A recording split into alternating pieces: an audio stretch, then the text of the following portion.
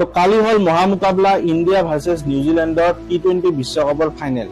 তো ফাইনেল মেটছৰ পূৰ্বে এটা ডাঙৰ খবৰ, বৃহৎ খবৰ আহিছে সোৰ্চৰ পৰা। আমি দেখিছো পিচৰ, তো পিচ কেনেকুৱা হ'ব কালি। তো কুইক ফটাফট হ'ব এই খবৰটো। গতিকে পিচ আমি দেখিছো আহমেদাবাদৰ নৰেন্দ্ৰ মোদী ষ্টেডিয়ামত কালিৰ ফাইনেল খেলিবলৈ গৈ আছে ইণ্ডিয়া ভাৰ্চেছ নিউজিলেণ্ডৰ মাজত এই মেটছখন, আৰু বহুতে হাই ভল্টেজ মেটছ হ'ব এইখন।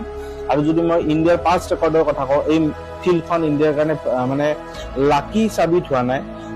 মানে লাষ্ট যদি মই কওঁ 2023 চনৰ যি ODI ৱৰ্ল্ড কাপৰ ফাইনেল আছিল ইণ্ডিয়া ভাৰ্চেছ অষ্ট্ৰেলিয়াৰ মাজত, এই ফাইনেলখনত ইণ্ডিয়াই অষ্ট্ৰেলিয়াৰ বিৰুদ্ধে পৰাস্ত হৈছে, হাৰিছিল।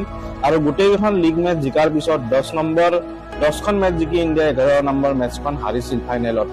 গতিকে সেই দুখটো ইণ্ডিয়াৰ আছে।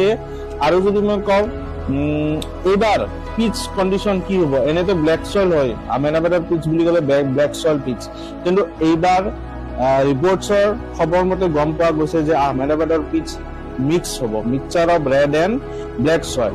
গতিকে ৰেড আৰু কালি মিট্টি আৰু ৰঙা মাটিৰ মাজত মিক্সচাৰ হ'ব। আৰু ইয়াত কোৱা হৈছে যে ৰেড চইল বেছিকে থাকিব আৰু ব্লেক চইল কমকে থাকিব, মানে ফেমিলিয়াৰ হ'ব।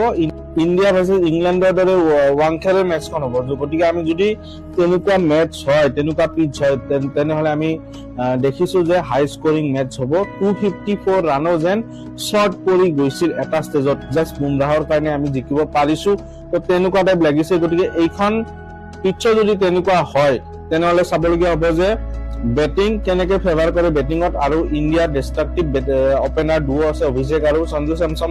অভিষেকৰ মানে বেট চলা নাই এতিয়ালৈকে, চাবলগীয়া হ'ব কালি চলে নে নাই। তো এইটোৱে আছিল খবৰ। ৰেড এণ্ড ব্লেক চইলৰ মিক্সাৰ হ'ব আহমেদাবাদৰ পিচ, কালি হ'বলৈ গৈ আছে মহাসংগ্ৰাম।